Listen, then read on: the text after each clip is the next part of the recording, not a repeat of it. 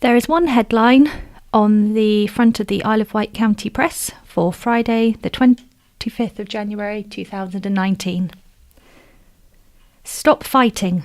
Mother's plea after son, 17, left with life-changing brain injuries, by Emily Pearce. The family of a teenager given 48 hours to live after he was punched with such force he suffered brain damage fear he may never be the same again. Cameron Shirley, 17, was airlifted to Southampton General Hospital after he was assaulted in the early hours of Thursday, December the 13th. He was placed in a medically induced coma and underwent emergency surgery to cut away a section of his skull, relieving the pressure on his bleeding, oxygen-starved brain. 6 weeks later, he remains in intensive care at the Queen Alexandra Hospital in Portsmouth, fed through a tube and unable to move or communicate with his family. His mum, Alyssa Shirley, 40, who runs the Victoria Lodge Hotel in Shanklin, has teamed up with other mums and launched a campaign, Cam's Army, to raise awareness about the devastating impact fighting can have. She said, "He will be in hospital for the next 12 to 18 months. Brain damage affects everyone differently. He could walk out of the hospital and have a good quality of life, or he could be permanently bedbound. The doctors have warned us to expect some level of disability. The Cameron we will get back will not be the same Cameron that we know. We will have essentially lost him. But when he looks at me, I firmly believe he is still in there." Cameron was hit with such force his brain moved 14 millimetres to the right. Any movement of more than 10 millimetres carries a 93% mortality rate. The impact of the assault has been devastating, and his siblings, Callista, 16, Lucy, 11, and Thomas, 9, have been particularly affected. Callista remains at home over Christmas, while the two younger children stayed with their grandmother in London. Alyssa has had to give her pet parrot and the family dog away as she could not look after them. The family moved to the island 3 years ago from Hornsey, London, where they ran a pub. She no longer wanted to live in such a violent area where shootings and stabbings were a common occurrence. She believed her children would be safe on the island. Cameron was assaulted in the Fishbourne Inn car park. He and a friend were collecting another friend from the ferry. He was accompanied by another teenager known to Cameron. An argument between the two escalated into a fight, and Cameron sustained several blows to the head. An 18-year-old cowsman was arrested on suspicion of grievous bodily harm. He was subsequently released without charge but remains under investigation. Alyssa described Cameron, who works at KJB Construction, as a friendly, sociable lad, loyal to his friends and family, who enjoyed online gaming and football. He even played at the Arsenal Academy before moving to the island. He wasn't afraid to fight his corner. Growing up in London, you have to be streetwise. And he was fearless. He thought he was invincible. That was his downfall, really, she said. They are both just as guilty, and both their lives are going to change massively as a result. That's our message with Cam's Army.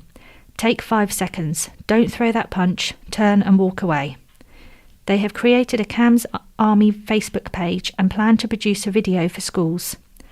Donations can be made at www.gofundme.com/Cam's Army. Drink driver went over edge of cliff. A drunk driver said she could not remember driving her car over the edge of a cliff in Ventnor. Laura Kiampa-Buckley, 29, of Castle Close, Ventnor, appeared before the Isle of Wight's Magistrates' Court last Friday, charged with drink driving. She pleaded guilty to a single charge of having a blood alcohol level of 216 while driving. The legal limit is in the 80s. The court heard Kiampa-Buckley had driven to meet a friend on the evening of September the 25th, 2018, but that friend did not show up. Instead, she saw other friends and decided to have a few drinks in the pub. She planned to walk to her home 25 minutes away, but drank more than she anticipated and could not recall anything about the incident until she woke up on a stretcher at the scene. Reginald Withy, prosecuting, said, "At the time, responders thought she was seriously injured, but after the defendant got out of the car, it was found her injuries were minor, and she was taken to hospital where a blood sample was taken." Keith Verinder, representing Kiampa Buckley, said, "This incident is something she hasn't made a habit of. She made an arrangement to collect some money. The person who she made that arrangement with didn't turn up. Then she met with some friends and decided to have a drink. She intended to walk home, but she had more drinks than she expected to, and somehow ended up driving home. She didn't remember the circumstances that led to her driving over the edge." Magistrate Mark Couch sentenced Kiampa Buckley to a 12-month community order, 80 hours of unpaid work, disqualified her from driving for 2 years, with £85 costs and an £85 surcharge. Earlier opening hours at Linbottom Tip by Emily Pearce. Plans to change the opening hours at Linbottom Tip have been mooted by council bosses. Previously open from 7 a.m. to 8 p.m, the opening hours were reduced last summer by 35 hours a week, prompting complaints from residents. The recycling centre is currently open from 10 a.m. to 6 p.m, 7 days a week. The Isle of Wight Council is now considering changing the opening hours to 8 a.m. to 4 p.m, 2 days a week, enabling people to go earlier in the day. It would remain open from 10 a.m. till 6 p.m. on the other 5 days. Cabinet member for Waste, Councillor Michael Merwill, revealed the plans at last Tuesday's meeting of Bembridge Parish Council. A council spokesperson said it was just a suggestion at this stage and no decision had been made. One Bembridge resident said reducing the Linbottom opening hours was ridiculous. But Councillor Merwill said, "You might have to wait for 15 minutes. We have to save money. My office has only had one complaint in the past 5 months. I want to emphasise the hours are not being reduced. The feasibility of changing the hours on a couple of days to accommodate people who want to go there earlier in the day is being looked at." Residents have complained of lengthy waiting times at the tip, and the council has closed the slipway to stop people queuing before it opens. Registration open for this year's Walk the Wight. The countdown for Walk the Wight 2019 begins today, Friday. Mountbatten has officially opened registrations this morning for the iconic fundraiser. Organisers are hoping thousands of people will be inspired to take on the challenge on Sunday, May the 12th. On any one day, Mountbatten is caring for 1,000 people, double the number at the same time last year, and with numbers expected to increase further, the fundraising efforts of the Isle of Wight community become ever more vital to ensuring the charity's future. Walk the Wight is a real community effort, with people of all ages and abilities taking part. With a choice of 4 routes and free bus travel to and from every walk, it is easy for everyone to get involved. Among the families to have been supported through the experience of death, dying and bereavement is Perdita Dunsgate of Northwood and her son Michael, who feature in a publicity campaign which tells the story of their own personal reasons for taking part in Walk the Wight 2019. Perdita said, "My husband David was diagnosed with a grade 4 glioblastoma multiforme when our son was only 1. We were told we would be lucky if we had another year together. He was an amazing man, a real gentleman, and determined to take our son to school on his first day. Sadly, that was not to be, but he was able to take him to his first day of preschool.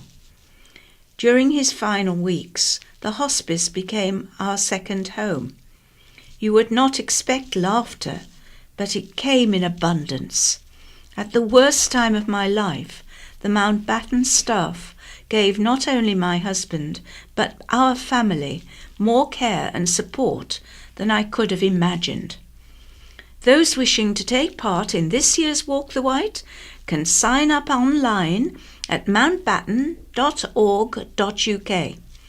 Due to recent changes in GDPR, people are no longer able to sign up in Mountbatten shops. However, anyone without an email address or access to the internet can call the fundraising team for help on 217 300. How much time does your counsellor spend on the Isle of Wight? By Megan Baines. How much time do Isle of Wight counsellors actually spend on the island? Last week, Councillor Julia Baker-Smith, member for Whippingham and Osborne, was criticised for splitting her time between Manchester and the Isle of Wight. In the past year, Councillor Baker-Smith has missed 2 full council meetings and 1 meeting of the Appeals Subcommittee.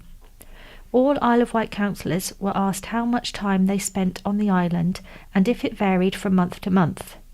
They were asked to give a breakdown of time spent off the island in October and November last year, or if they spent a large period of time living abroad. Out of 40 councillors, 17 did not reply to requests for comment. 3 refused to answer. Councillors Julia Baker-Smith, Claire Mosdell, a director of an electrical company, and Chris Whitehouse, who runs a consultancy firm in London alongside a Cow's restaurant. Leader of the council, Councillor Dave Stewart, did not reply. The council's monitoring officer, Helen Miles, told members the information was over and above what is already available about you. In an email to all councillors, Ms Miles said it was up to each of them to decide how to respond. Your register of interests, which is available on the website, sets out your address on the island, and we publish on the website your attendance at meetings, she said. Deputy Council Leader, Councillor Stuart Hutchinson, who has missed no meetings in the past year, said, "Time spent off-island is less relevant than the amount of hours put in and regular attendance at the committees one is scheduled for. Because of email and Skype, it is perfectly possible to do a good job as councillor without being physically present for large chunks of time." In 2018, the councillor with the highest non-attendance record at meetings was Councillor Gary Peace, who missed 54% of the required meetings, 6 out of 11. Councillor Peace said, "I stepped away from my cabinet role due to work and family commitments, and because I was not able to give it my full attention." Councillor Peace is a security consultant and runs a hair salon in Ventnor with his wife. Councillors John Kilpatrick and Carl Love had the second worst attendance records, having missed 25% of required meetings. Bus users have say. The safety of bus stops, the rearranged Newport bus station, and concerned about Route 38 were discussed at the Isle of Wight Bus and Rail Users Group public meeting. More than 40 bus users gathered at Newport Methodist Church to receive updates from Southern Vectis and the Isle of Wight Council. Stuart Chandler, Transport Officer, confirmed the council was working on a bid to make improvements to the Ryde interchange.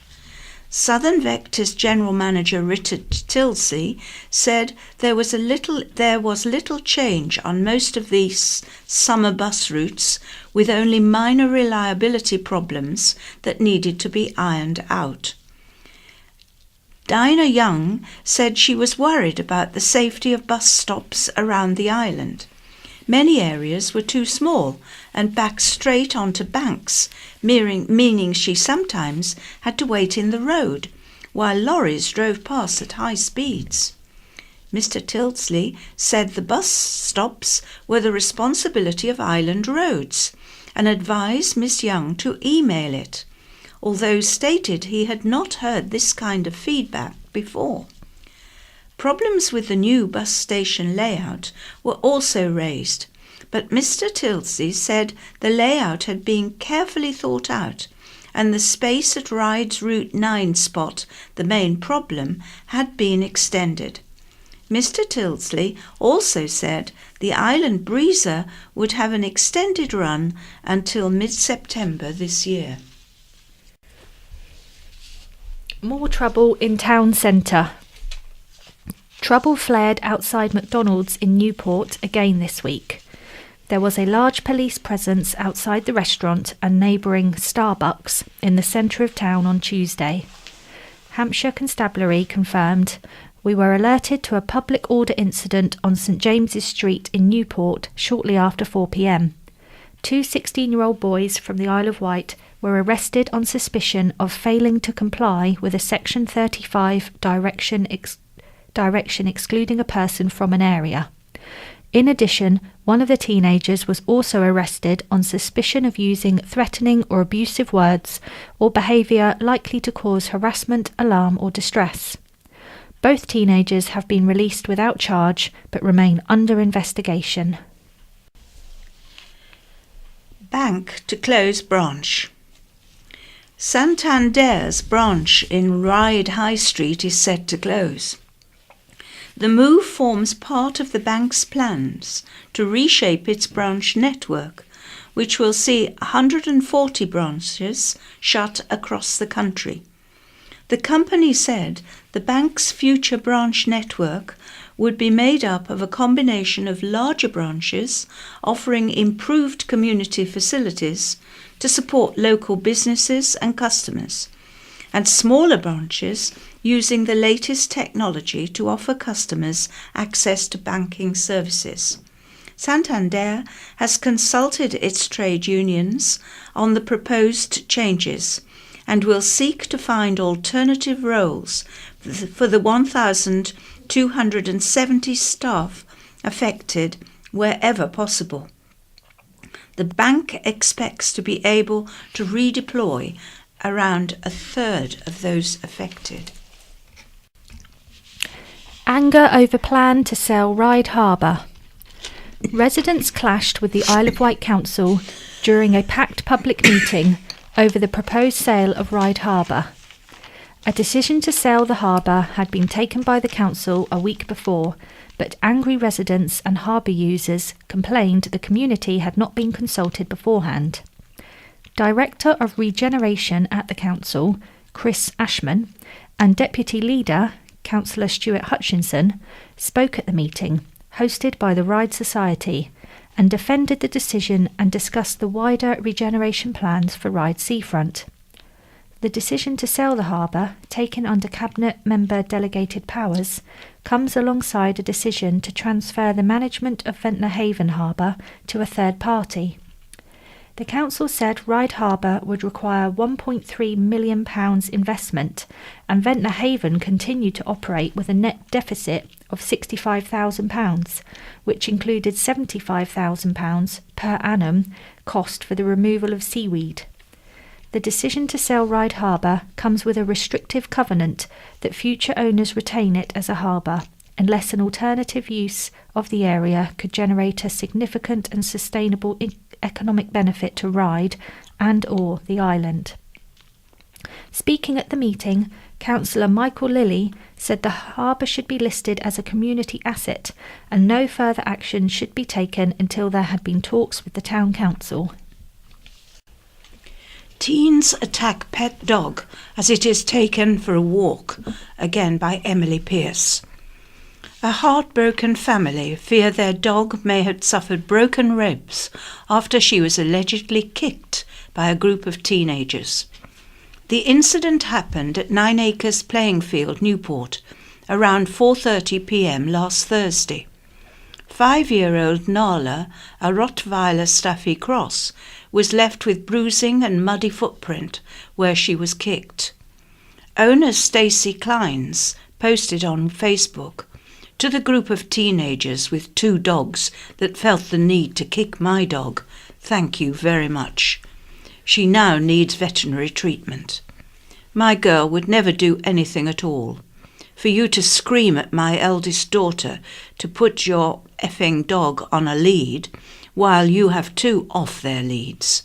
All my girl was trying to do was play with yours, yet you felt the need to kick her with such force in the ribs, they now suspect she has broken ones. My poor daughters are heartbroken and are absolutely terrified now, so I hope you're happy. Stacey, 30, who lives next to the field, said her daughters aged 10 and 12 had taken Nala for a walk. She said, "This never happens.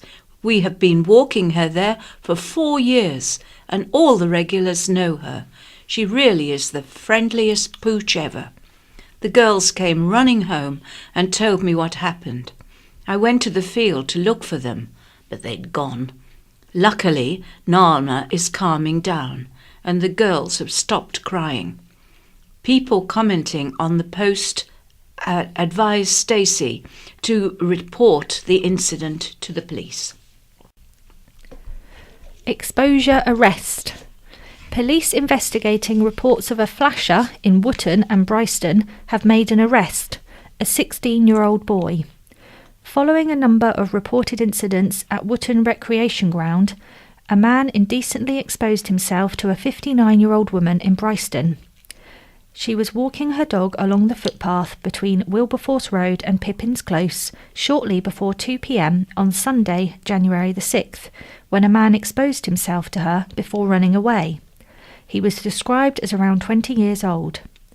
Sergeant Justin Pringle said at the time, "We are trying to establish if this incident is linked to 4 other similar reports received from the Wootton area on December the 9th and 30th, and in August and September."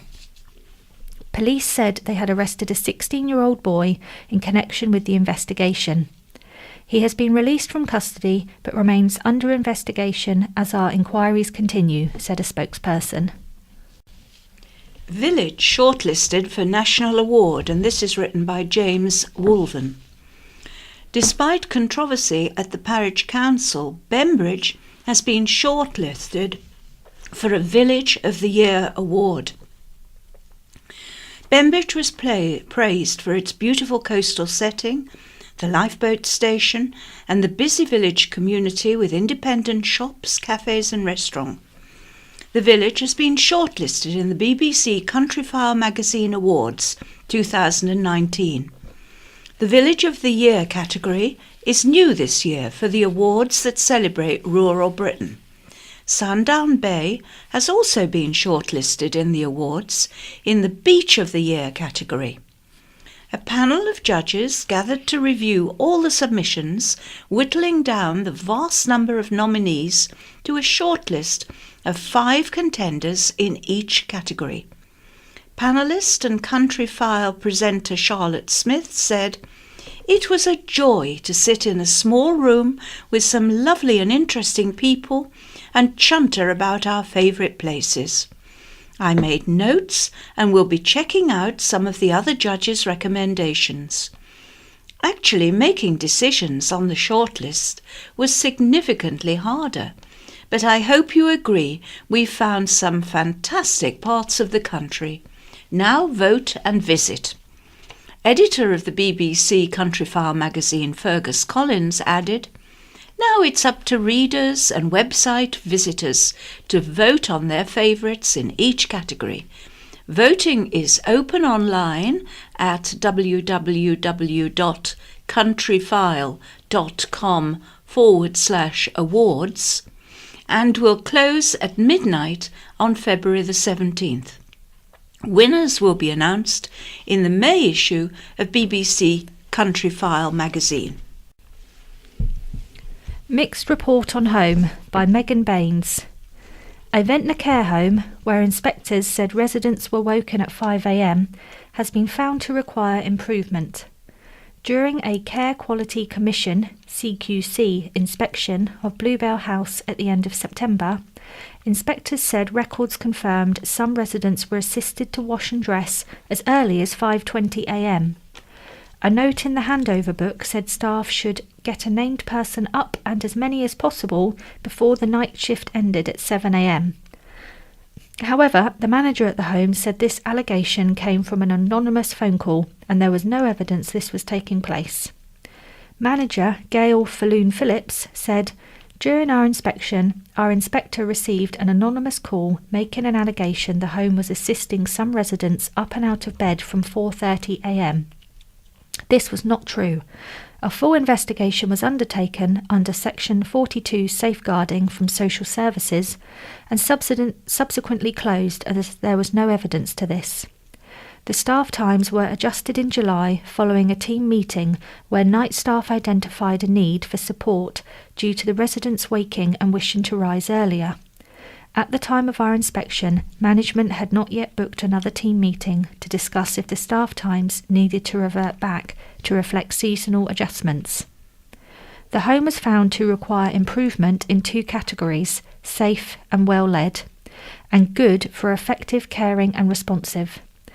Inspectors said people were usually treated with kindness and compassion. However, some morning care routines were not person-focused. Residents praised staff, saying that they were kind and positive and talked to them about their lives.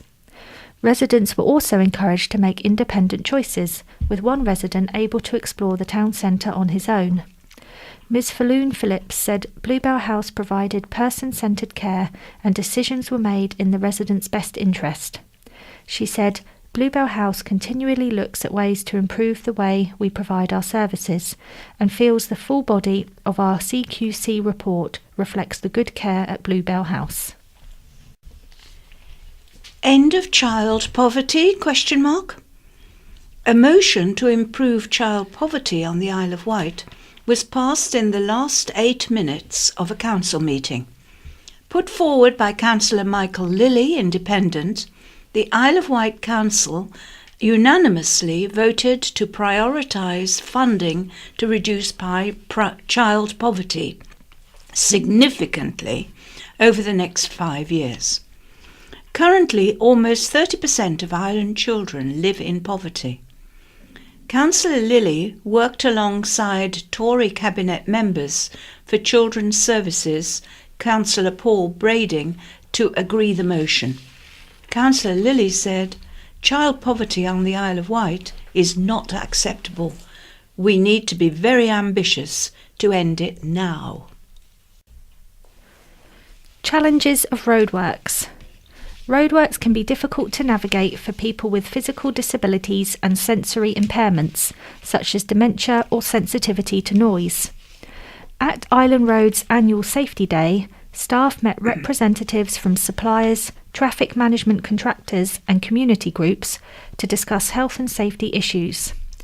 Jan Brooks of Isle Access, a charity that encourages and promotes greater accessibility and inclusion for people, was one of the attendees.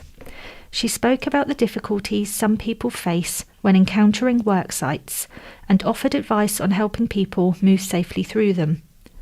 Island Road Service Director Stephen Ashman said, "We recognise our work sites have an impact on residents and we have taken a number of steps to try to ensure we help people to move safely through our sites.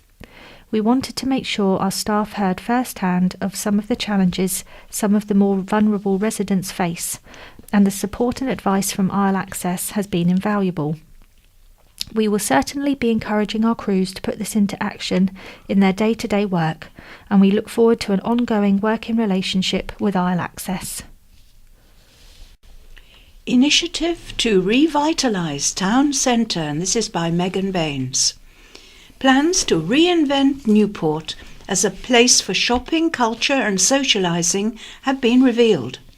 Shaping Newport, a project run by the Isle of Wight Council Regeneration Team, is looking to reinvent the perception of the county town and is being run in partnership with Newport Business Association and Newport and Carisbrooke Parish Councils, which has allocated £20,000 to the scheme.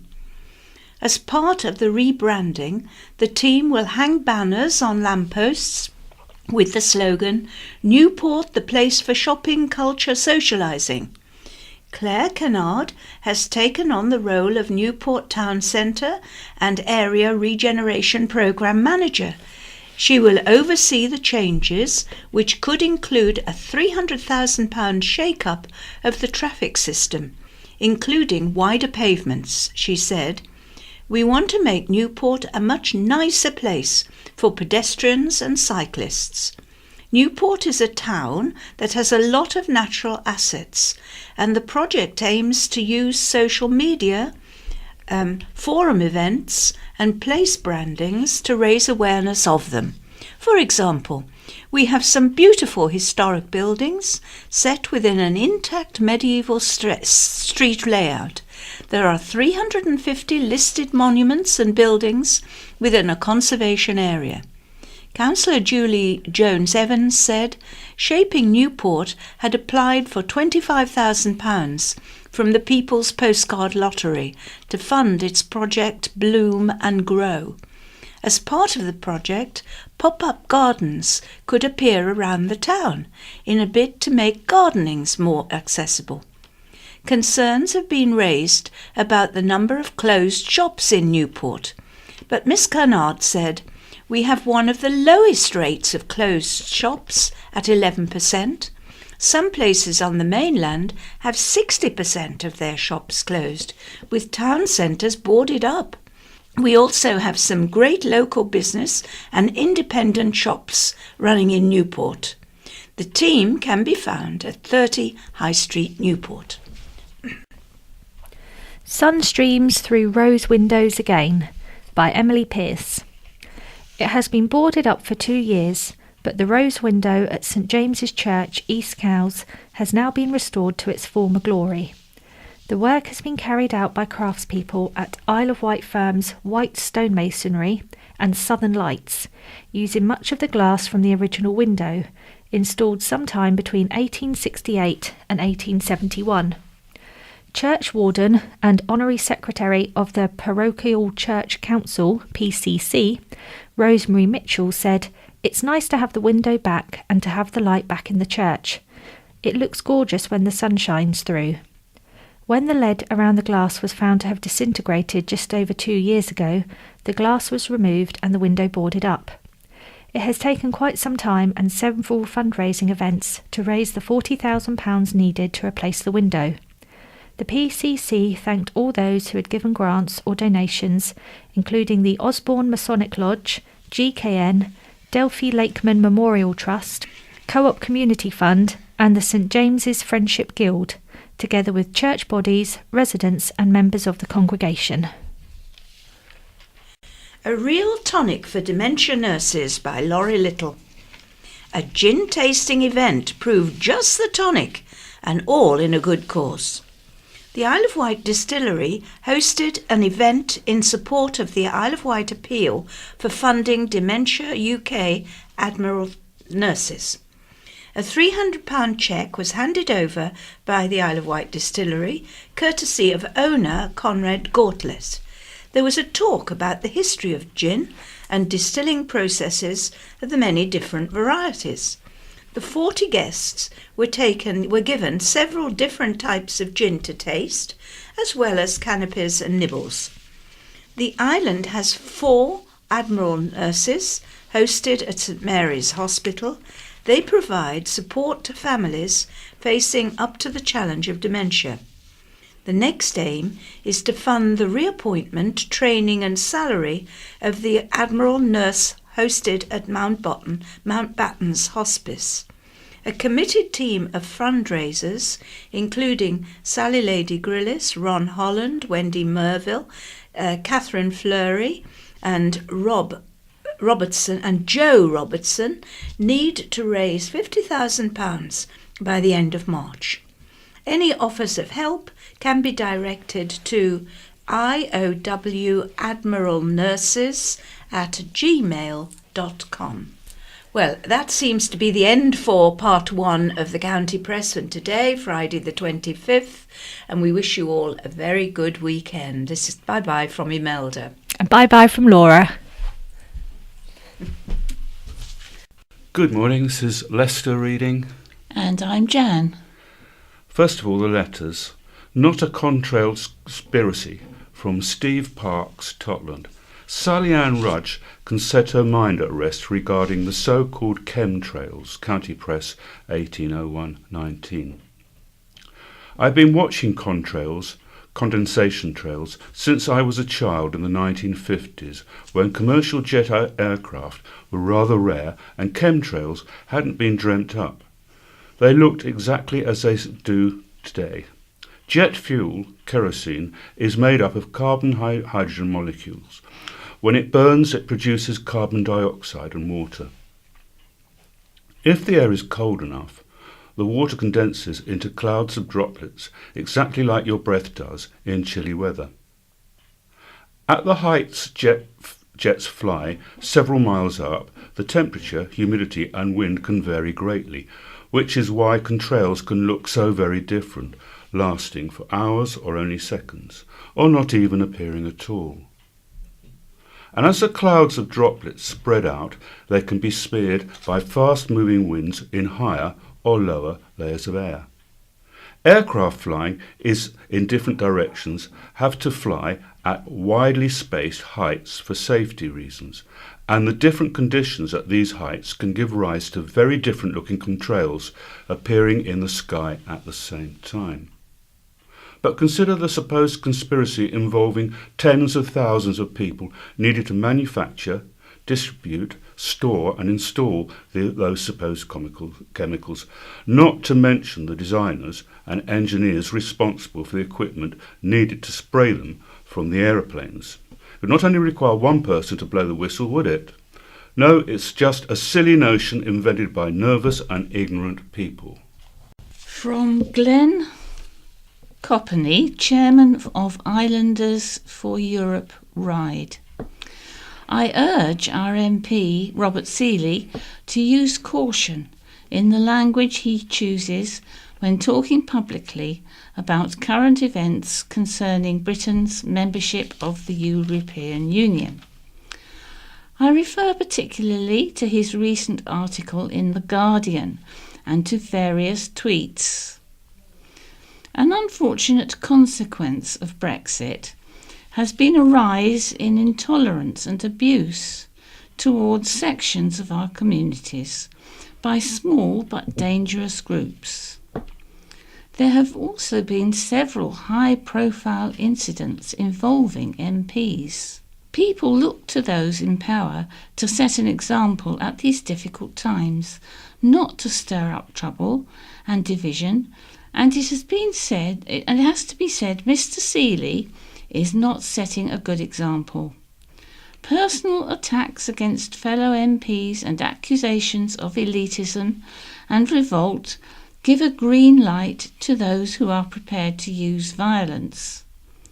These are difficult times when feelings are running high, but showing respect for all involved, whether they agree with you or not, is an absolute must. Surely that is truly what it means to be British. This is from Graham Lascelles Wootton. No deal Brexit would not be bad, Mr. Young! There is a saying, if you have to mention the war, you've lost the argument.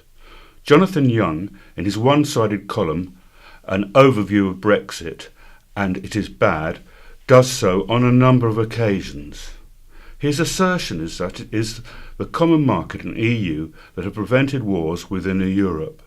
Nothing to do with NATO then, which was formed in 1949, and the nuclear deterrent, but everything to do with the common market, which only came into existence in 1957, and the EU in 1983. I don't know if you watched Question Time 1701-19.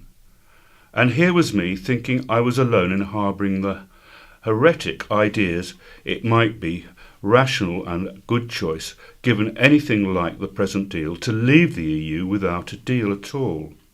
I say alone because it seems to me that 95% of the comments allowed, particularly on TV, are all preceded with the introduction of a damaging no deal.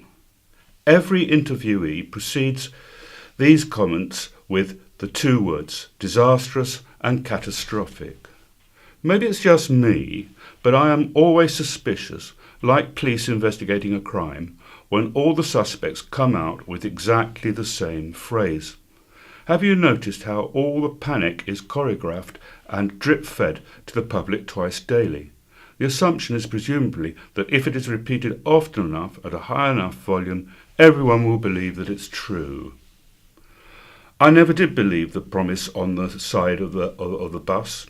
I know some of those campaigning to leave spent too much.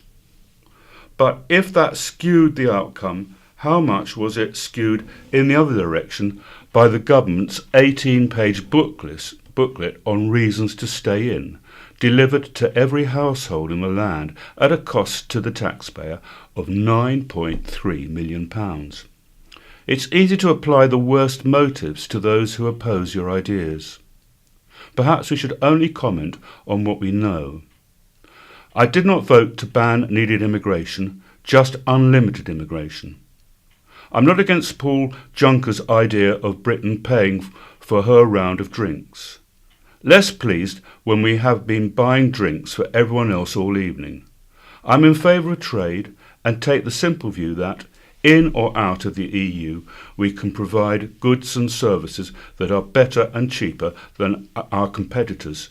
The most important reason I voted out was the wish to, metaphorically, live in my own house with my own rules and front door key, and not to live in the communal EU flat.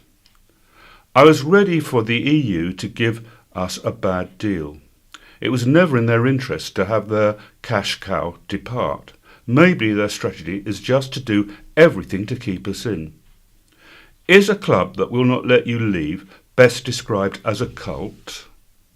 I expected, like leaving my parents' home, there would be some short-term loss, but I did not expect the opposition at any cost from those who never accepted the democratic vote.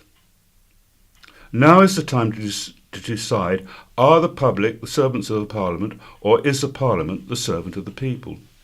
If you are going down a motorway in a coach and a majority choose to turn off at Reading, whose fault is it if there is a crash if others keep grabbing the steering wheel from the driver? As to all the scare stories of a no deal, we already export to non-EU countries, so would it be more difficult to export to Europe? It's already been agreed planes will continue to fly. Is it not our choice if we choose to delay imports of medicines and fresh food? Perhaps a 60-mile traffic jam at Dover will, like the expensive demonstration, turn out to be business as usual. As to security, we already cooperate with many countries bilaterally. Why would we stop? We elect MPs. Why would we allow them to trash the environment and work standards, which seem to be a mantra for the Labour Party? Along with much else, a no-deal Brexit gives us choice. Would it be falling off a cliff edge, or a steep slope to an early conclusion? As to the Irish border and much else, it then becomes the EU's problem. If the EU had been more flexible in the first place, there might have been no referendum. Take Britain for fools and see what you get. And there's an editor's footnote to this which says, Mr. Lascelles' letter was one of several long ones taking Mr. Young to task. And here is a poem from George Chesney of Cowes, and it's entitled Ode to the Slowly Rusting Ride Queen. Demise of a paddle steamer. For anyone with a lust for rust, the Ride Queen is a definite must. The lady paddler now really has had her day, and should be allowed to simply fade away. She's long been treated like a cast-off river barge, her crumbling structure now looming awesomely large. But let's well remember there's much to extol, and quietly celebrate her proud peace and wartime role. And here's another poem coming up in the next letter. They're just kids, that's all, and it's from Brock Silver, Newport. Incensed, English youth tarred as feral. County Press, 11/01/19. The downfall of society. 4 kids on a roof, one does something wrong, but all are blamed. What a shame they can't be bullwhipped in public like the good old days. But, ooh, you can't touch these kids these days, can you? The cheeky monkeys go round demanding respect and their rights not to be physically abused.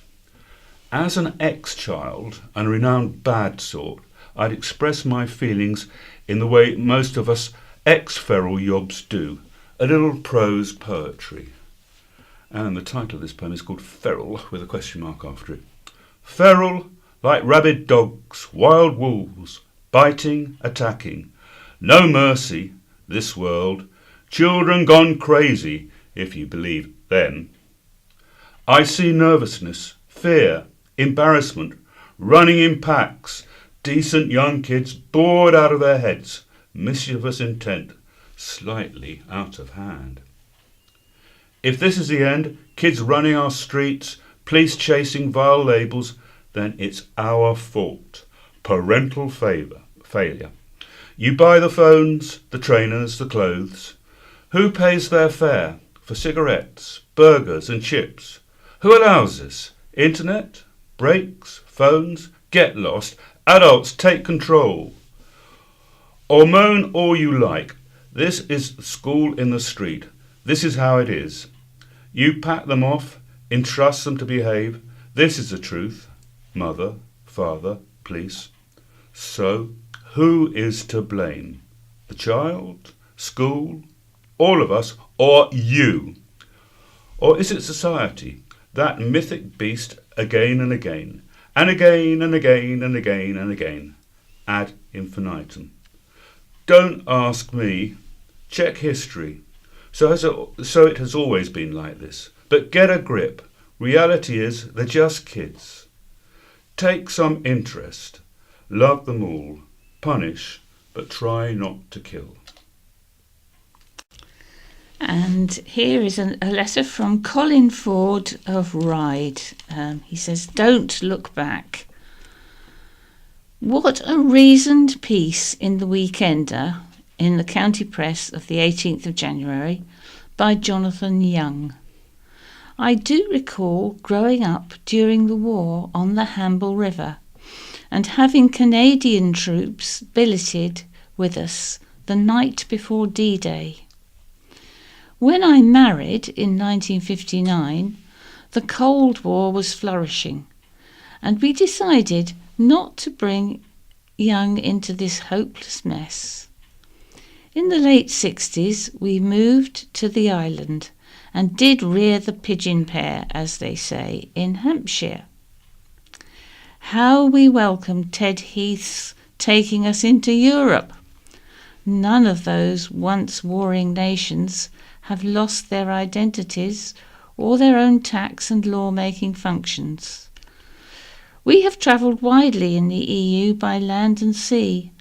Please don't take us back to the nationalistic nonsense and the inconvenience of visas, special insurance documents and customs queues. Show compassion. From S. Williams Ryde. I have been surprised in recent years just how many people are blinded and do not seem to put themselves in the shoes of the refugees who feel they have no other choice but to risk their lives to come to this country, only to be met with such prejudice and rejection. Wouldn't we all want a safe place for our children? These people are absolutely desperate. They are running from war and persecution. We should all try to imagine, if we can, what they are going through. Some lose their children trying to get here. How horrendous would that be? I'm sick to death of all the moaning about refugees. We should show them compassion and not prejudice. And this one is about climate change. Climate change poppycock, says Paul Dobson of Newport. Regarding the letter Climate Change from Stephen Crocker, that it was in the County Press on the 18th of January. It is a pity he and the other 200 other gullible marchers have nothing better to do with their time. What do they think they will achieve?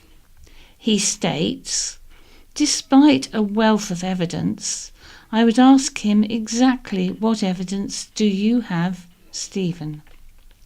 Where is your concrete proof, other than hearsay and gossip, which is what most people rely on? As a marine scientist, retired, I can categorically state there is no such thing as climate change, global warming per se, and the only people who think there is are 50% of the world's scientists, many of whom spend their time sitting behind computers, making predictions, the BBC and those who believe in fairies.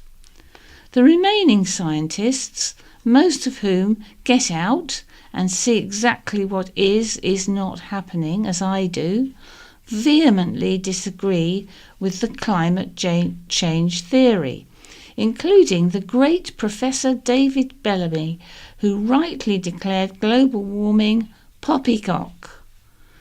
Some people will believe anything, even that black is white, without asking for evidence. The climate changes on a daily basis in this country, when several times and often several times a day, and what is happening throughout the world is pure natural oscillation and not man-made. I would agree CO levels are increasing, but that can only be for the benefit of mankind, for CO, carbon dioxide, is a fertilizer. Has no one noticed how much greener our plants and crops are, and how they ripen faster? This is nothing to do with warm summers. It is solely down to CO. 2. The greatest contributors to CO2 levels are animals, including humans, who put an amount into the atmosphere every time they breathe out. Maybe we should eliminate some human beings to save the earth. I know where I would start. These proponents of so-called climate change / global warming can never make up their minds, often contradicting themselves and correcting earlier false assumptions. And now we move on to looking back. First of all, 100 years ago, January the 25th, 1919, the county press reported, with deep regret, that the youngest son of the King and Queen, Prince John, has died at the age of 13. Prince John had been in a delicate state of health for a few years. His funeral was held at Sandringham and was simple in character. And Rector of Freshwater, Reverend H. Coombs, and the Reverend S. Herbert held a welcome home gathering for men who had returned from war. More than 18 soldiers had returned to Freshwater, and the Reverend said the men were looking particularly hard despite the trials they had experienced. Local musicians supplied the background to the dance, while the town locals made refreshments. 75 years ago, in 1944, a Newport woman was fined £1 for allowing a light to show from the premises during a blackout. The woman had not blacked out her bathroom, and a police officer had noticed her skylight. She explained her husband usually put up the blackout and she had forgotten the bathroom. Also 75 years ago, Her Royal Highness Princess Beatrice, Royal Governor of the island, agreed the Island Battalion of the Army Cadet Force should bear her name.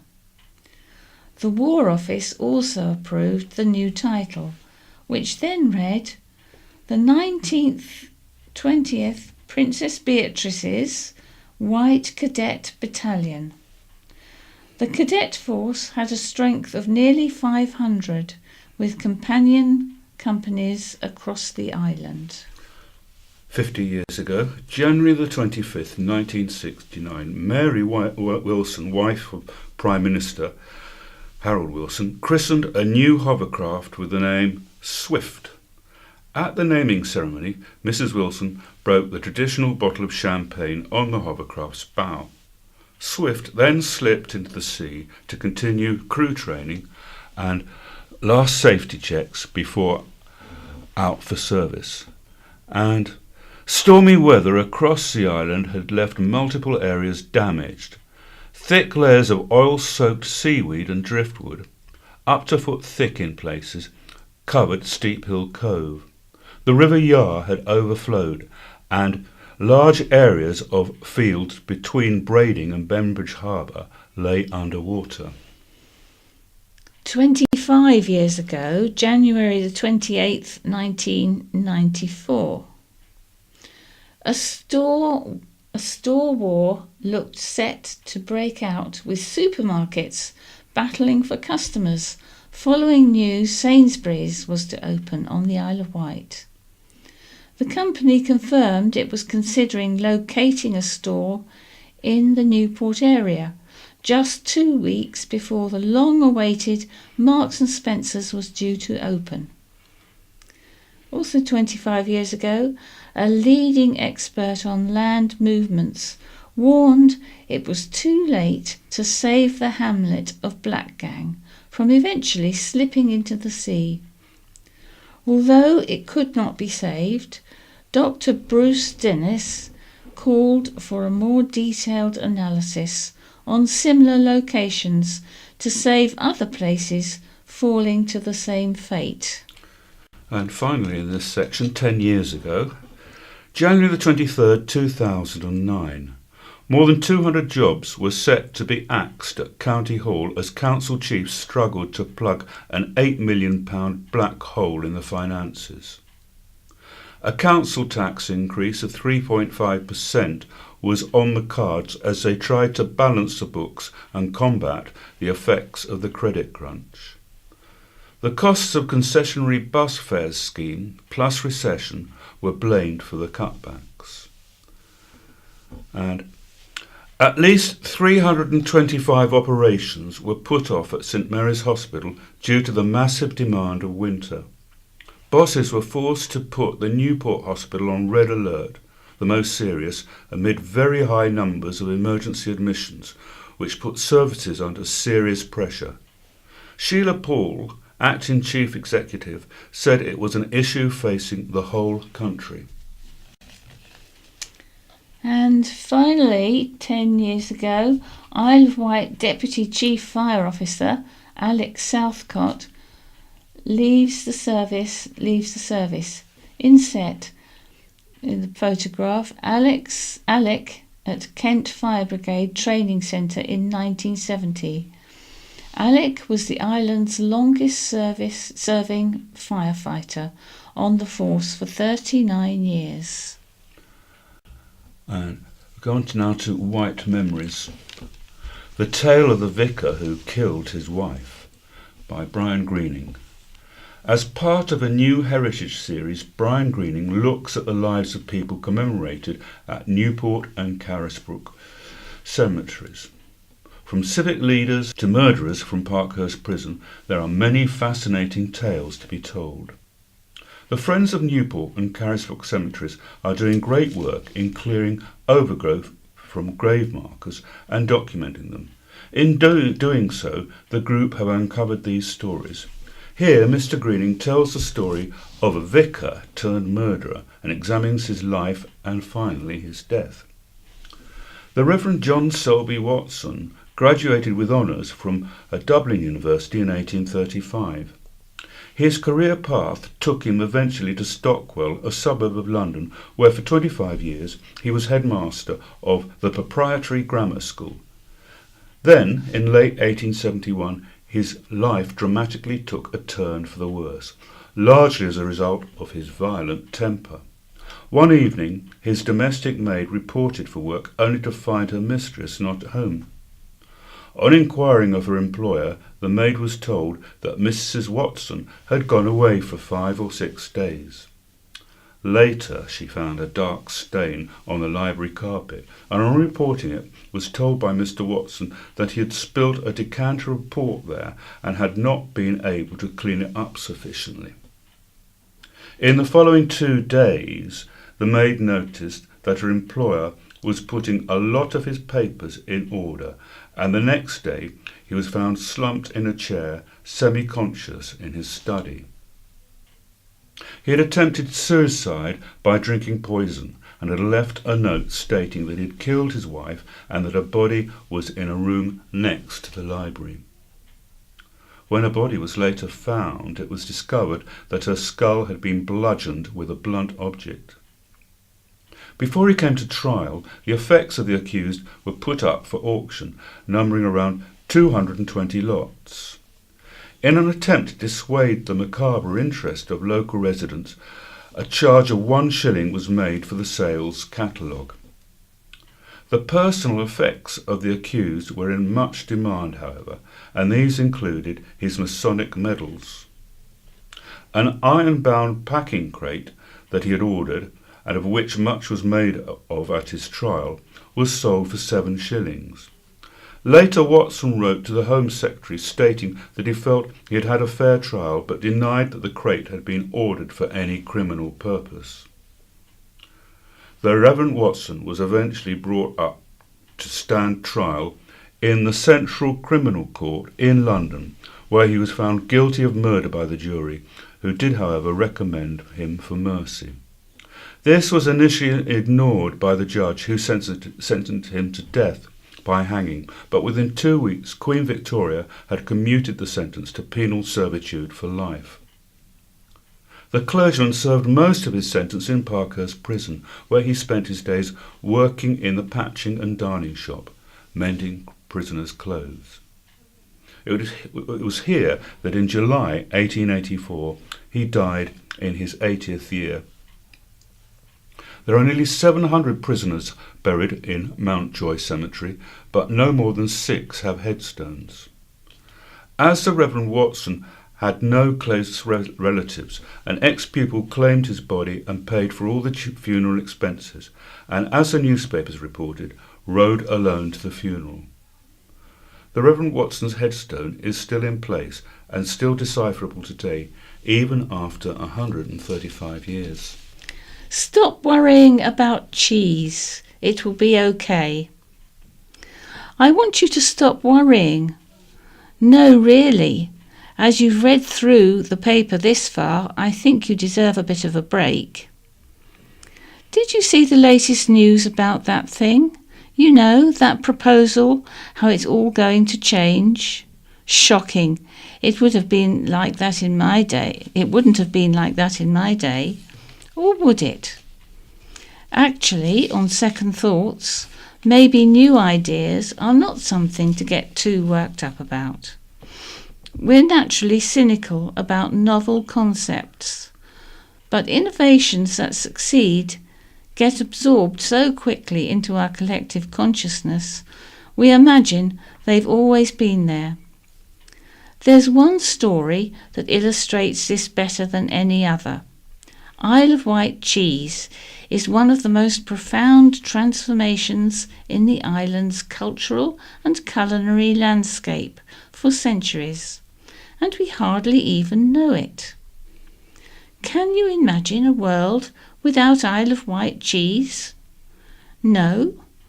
Well, count your blessings, because that world was once all too real. Today our little island has not 1, but 2 award-winning cheesemakers, and in my view, Isle of Wight Blue is one of the finest foods it is possible for a human to eat. Anybody who has tried the gorgeously rich Bridlesford Farm halloumi-style cheese will wonder how we have been fobbed off with the uninspiring, authentic Cypriot halloumi for so long. But it was not always so. Before 2006, there was no Isle of Wight cheese at all, and there had not been for a long time. Sure, there had been a few short-lived ventures, But if you wanted to buy local cheese, you were most likely out of luck. One reason was the terrible historic reputation Isle of Wight cheese had for being rock hard.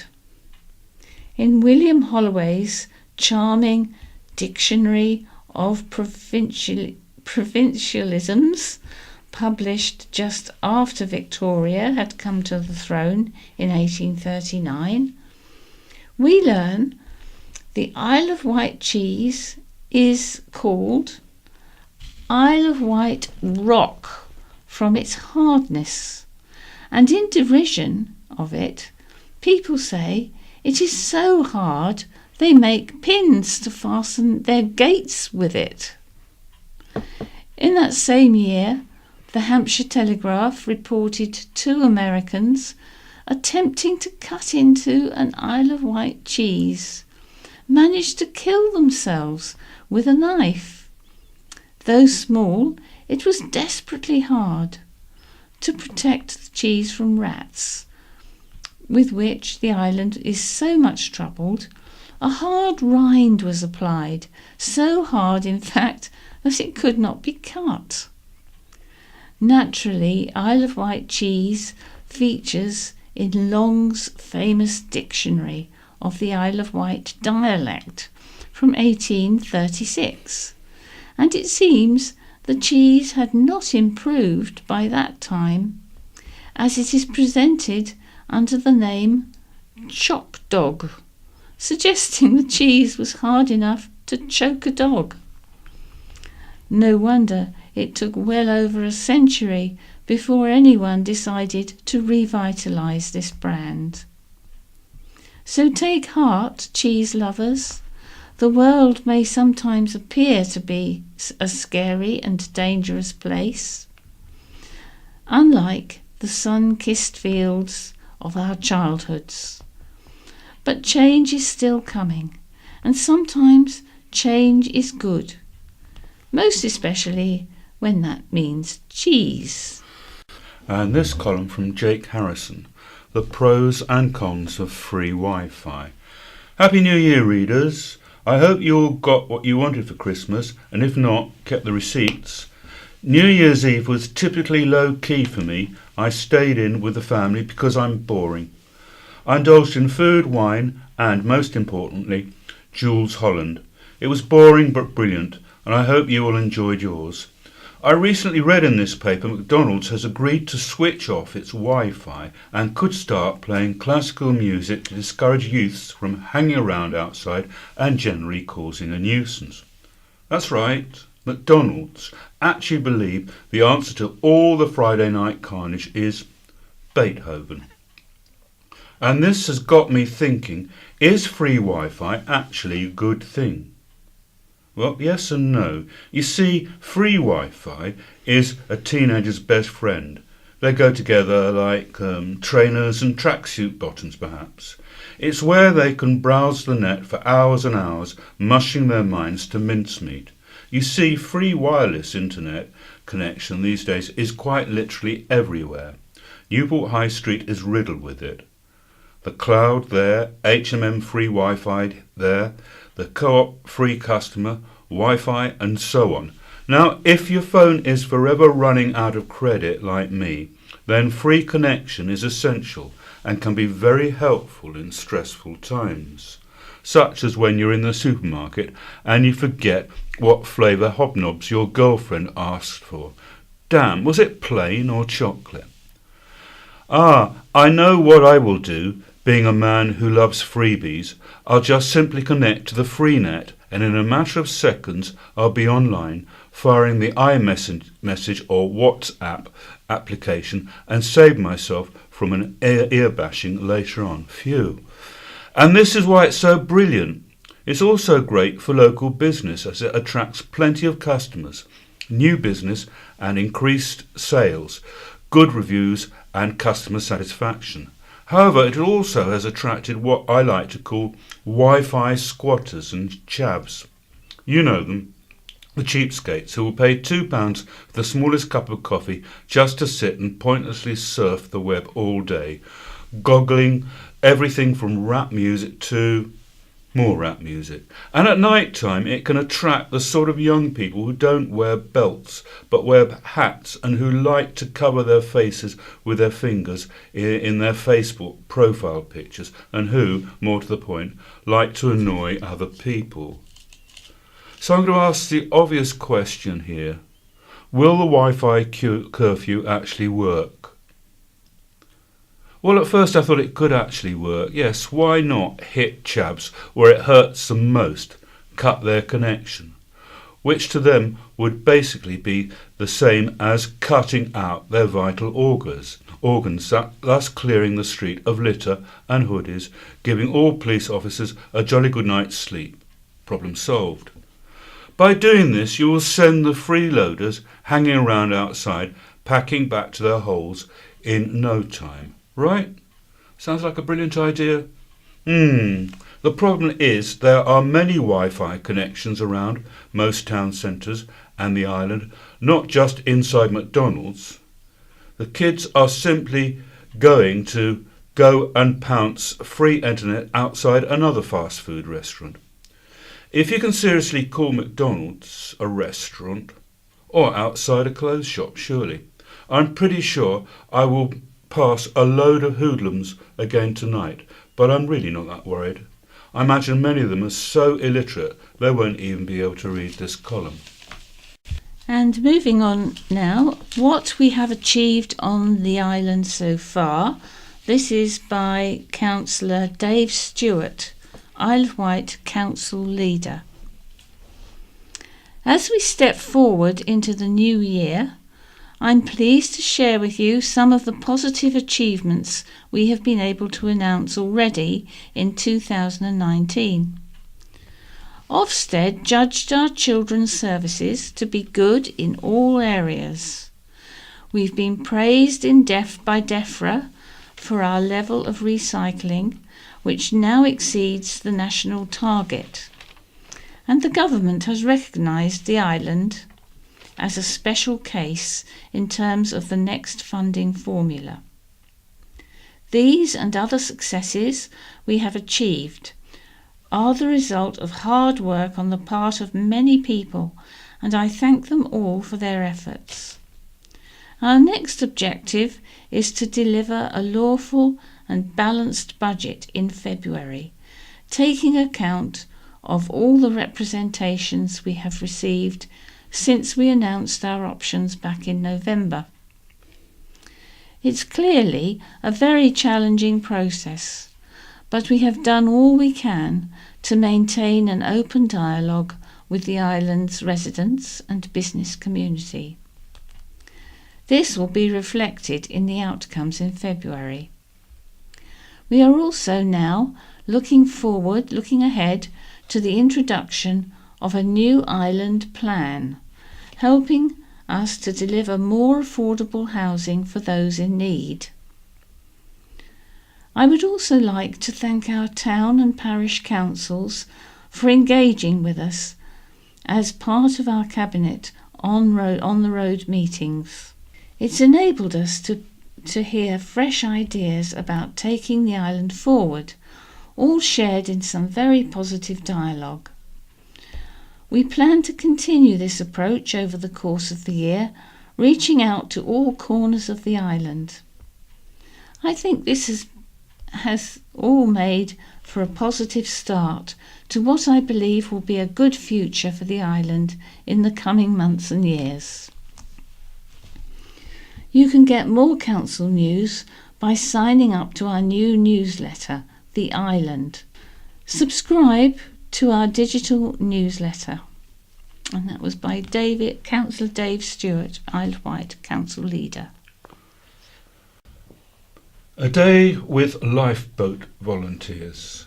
County Press reporter James Woolven spent a morning with the volunteers from Freshwater Independent Lifeboat to get a sense of what life is like for those who give up their time to save lives at sea. The organisation is always looking for new recruits to join them. When I arrived at the boathouse on a freezing Sunday morning, I was pleased to discover I wasn't the only newbie. The initiation ritual for new recruits is a swim test in full kit.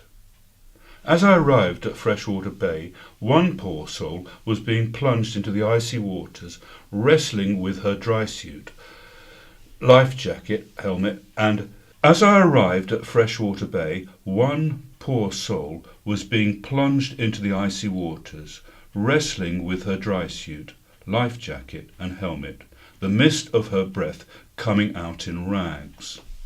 She brings the number of active female volunteers to 3, a new record for the lifeboat. The Sunday morning training session saw so many crew volunteers show up that there weren't enough dry suits to kit everyone. First of all, we took the D-class lifeboat out to look around the cliffs and caves around the bay. This was followed by a crew transfer exercise from the wall at the western end of the bay. This involved 2 members of the crew clambering along the slick concrete as the boat carefully edged towards the wall, with the crew inside watching the swell of the sea to make sure we weren't about to be flung against a rock. The 2 crew members swapped places with 2 on the boat and we headed back out to sea. Next was a beach rescue exercise. One of the volunteers acted as a casualty with a broken leg, while the more experienced volunteers talked through the procedure for rescuing the casualty safely. We got her strapped onto a spinal board and then carefully lifted her into a stretcher and then into the boat. The training morning was wrapped up with coffee and bacon baps in the boathouse. It was a great experience, and if I lived in Freshwater, I would have signed up there and then. The friendly crew provided fantastic support to new recruits, and there can't be many more rewarding ways to give up your time than volunteering for this life-saving service. The crew meets for training on Wednesday evenings at 7 p.m. and Sunday mornings at 9 a.m. Anyone interested in joining can visit for a chat at the boathouse at Freshwater Bay. However, volunteers are not the only thing the organisation needs. The lifeboat needs funds to get the slipway and groins in the bay updated. This is a massive fundraising challenge. The first thing is to raise the £8,000 needed to get a marine engineer out to write a report and draw plans for what they need. The problem is the slipway is all wrong. It does not go out far enough into the water, and the angle of the inclination is wrong, and it is not aligned with the boathouse. And because the groins have all but worn away, shingle builds up at the bottom of the slipway, meaning that at certain tide times the lifeboat cannot launch at all. Even when the boat can launch, the current slipway causes a high risk of damage to the boat and danger to the crew. The situation has caused a number of incidents over the years, with both the organisation's boats being damaged at different times. Ultimately, responsible for maintaining the slipway is the Isle of Wight Council, but it has already told the lifeboat that it will not be able to allocate funds to rectify the situation, but has said it will support the organisation and the local community in taking independent action, update the slipway and build the new groins. Freshwater Independent Lifeboat will be launching a crowdfunding campaign to raise the funds, but they face an uphill battle. And a few items about things going on locally in the area. At Core Abbey, there is a quartet of poets at the Abbey. Published poets are lined up to host a poetry reading at Core Abbey. James Arthur, the distinguished North American poet, is taking time out from his busy schedule while in England as a visiting fellow at Exeter College at Oxford University. He will be joined by 3 former interns of the Abbey, Blake Everett, James Cockhill and Sam Davidson, who have all recently had books of poetry published. James Arthur is a Canadian-American and lives in Baltimore, where he teaches at Johns Hopkins University.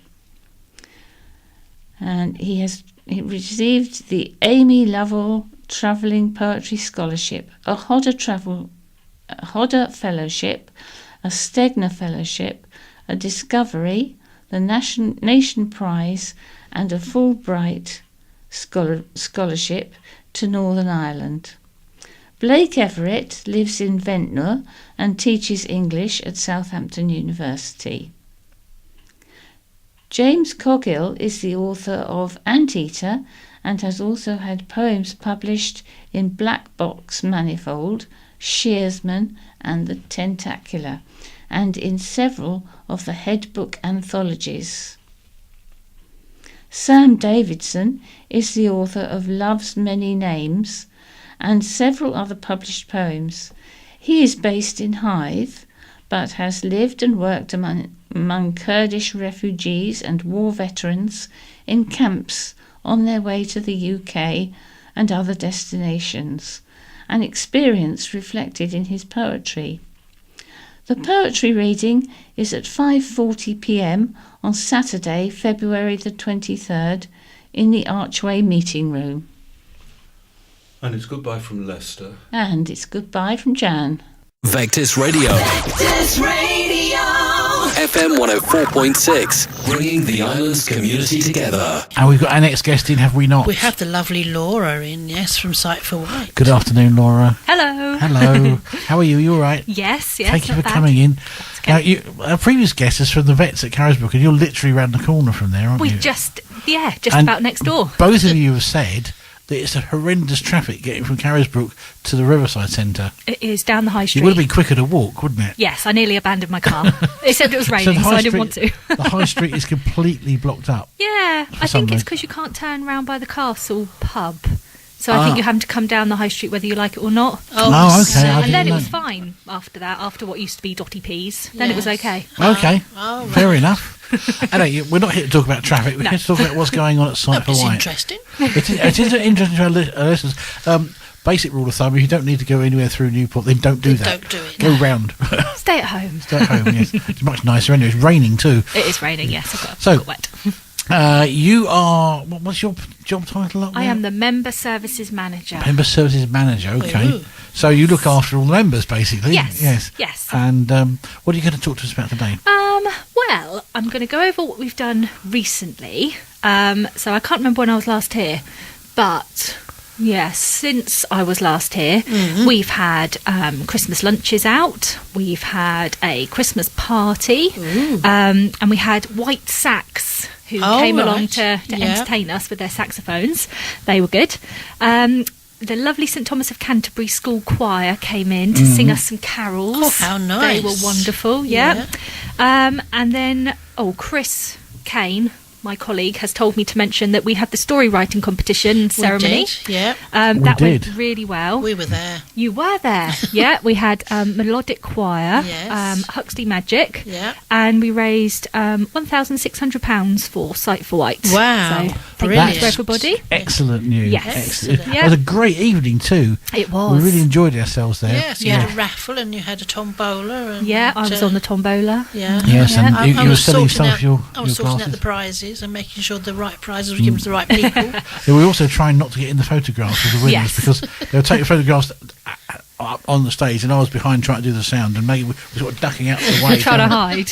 You don't want to see. It's not fair, is It's not it? fair. It's their photographs. Don't want to be in that. But no, I that was was really hiding at good, the and back. hopefully we'll be doing that. Or the competition will come back next year. We Yes. don't know for sure yet, but hopefully it will. This Hopefully, year, yeah. hopefully. This year, Yeah. you mean? Yes, This of year. course. Got to give Chris something to do. Don't want him just sitting around in the No, office just, not doing anything. if he's listening to this now, He is listening. Yes, I yeah. can't imagine Chris doing nothing. No. So we've also been to the Isle of Wight Cheese Company at Queen Bower Dairy. Oh, right. That was Ooh. good. Yeah. We got cheese. Did we got you? to taste cheese, see Yeah. how the cheese was made, and then buy some cheese. Yeah. That So- was exciting. That's quite an interesting thing for people with sight impairment, then, isn't it? Because it's all about Yeah. tactile, how it tastes like, what it feels like, how it smells, that kind of thing. And all the different temperatures as well. We went through Different to the temperatures? massive chiller cabinet, and it was Oh. freezing in there. I bet it was. But yeah, you could smell all the cheese at different stages of the production. Oh, Right. And then you got to eat it, which was really nice. And then- Oh, right. that's the best I think bit, we need a yeah. Vectis Radio interview up there at some point, don't I we? think we need to go and see how they make cheese. Yes, Yes. we need to, a couple of hours worth of making cheese from site. Yeah, okay. Yeah. It was very nice man who took us around as well. So. We've also been wall climbing at the West Wight Sports Centre. They have an Okay. indoor wall. Yeah. And me and some of the members went and did some wall climbing. Right. They were all wonderful. I was rubbish. I got dear. about a foot off the floor and then didn't like it and had to come back down. Fair. I think that would be me. Yeah. But no, they all had a really good time and have sort of gone on and done it again without us. But yeah, they're all just scaling up the wall and Good for that them. was quite exciting. And then yes, we've got other things coming up. We've got a visit to the alpaca farm. All Oh, right. you'd enjoy that. Wello, yeah. Yes, you'll enjoy that. We're going to meet and greet the animals. Are you going to have pizza? Because their pizzas Oh. are stupendous. I was going to have cake. Oh, they got. Maybe we they- could have cake, animals, then pizza. Yeah, their Maybe pizzas are just amazing. the food up there is very good, so you'll enjoy that trip. Yeah, that you should get be all nice. the good trips, I don't you? know. We've got some chair yoga coming up as well, which is like yoga but in a chair. Yeah. So for some of our members who are less mobile, Yeah. they can just sit in the chair and do the yoga. Do the from there. yoga-y things, yeah. And then we've also, well, it's not actually us, but Saturday the 23rd of March, 10 till 4, the Laura up at the eye clinic up at St Mary's, Yeah. she is hosting a sight loss awareness event Right. at the Camp Hill Community Sports Club. Yeah. Oh, I know that. Yes, I know Yeah. what you mean. And that's for whom? That is, well, for anybody affected by sight loss So or it's- who wants to know more about it. So it's So the will you person be themselves or the relatives of the people, Yeah. that kind of Yeah, thing. I'll be there. you'll be yeah, there, we'll be yeah. there. There's also going to be, I'll just read from my list, Guide Dogs, Macular Society, International Glaucoma Association, Retina UK, Orcam, RNIB, the NHS Falls team, and information from Esme's Right. Umbrella and the Nystagmus Network. Oh. So lots and lots and lots Lots of and people lots. that she's managed to get I together. think we may have to see if we can get a few interviews up there. That's So- brilliant. That's a yeah. good idea. Yeah. Yes, we'll get someone up there and interview a few people. Not necessarily played out on the day, but they'll be played out Yeah. At during- some point. At some point, because you got the health and wellbeing hour on a Friday. Yes. Of course, it might be something for that. But Yeah. we'll see if we can get somebody up there to. That was the 23rd of March. Is it? 23rd of March, yes. Okay. Which is a Saturday. Saturday. Yeah. Excellent stuff. Yeah. So there's lots going on. There is lots and lots, Yeah. yes. There is. So you get to do all this fun stuff, climbing walls, and eating cheese, and Chris is sitting there editing video. Oh, he's fine. He's all right. He's all right. I'm winding him up now because I know he's listening.